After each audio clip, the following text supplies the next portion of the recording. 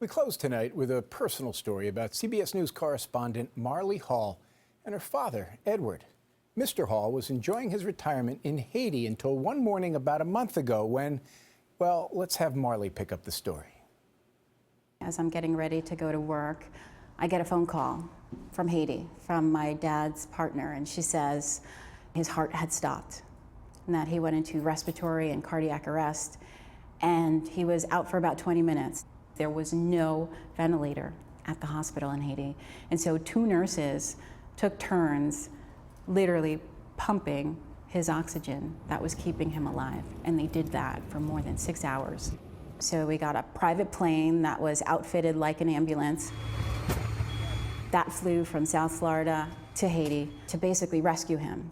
When I saw him in the ER that night, he was in a very dire situation.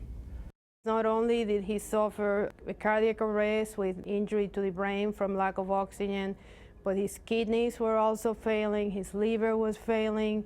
And I'll never forget, one of the neurologists said to me, people only wake up from these kinds of comas in the movies. We should start to make arrangements and gather our family together. He was dying. He was dying. That was really hard to hear. It was the worst possible thing. My heart was just shattered in a million pieces. We would spend days and nights at his bedside, talking to him.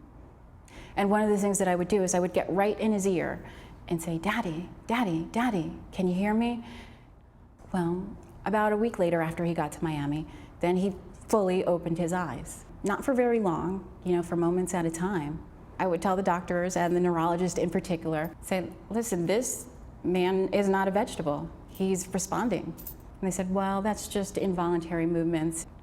And then he started talking. And probably one of the first words he said was my name. We called the hospital and said, listen, we need another evaluation. And sure enough, they sent another neurologist. And I'll never forget this. One of the neurologists said, what I said previously is no longer appropriate. The opinion were after consulting 2 or 3 doctors, they were the same. I won't make it. But it happened that they were wrong. I made it. It is a miracle. It is a miracle. There you go. There's no explanation for it. I believe there's a higher authority who did not agree with that diagnosis. Take a deep breath. He just defied all the odds. He defied science, and he's just meant to be here for a reason.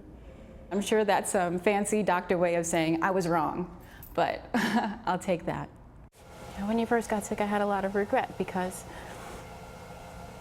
I felt like I didn't spend enough time with you. I didn't call you enough.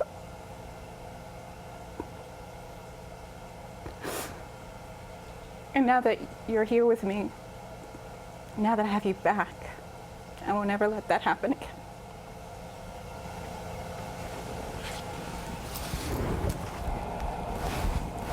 I love you. Perfect.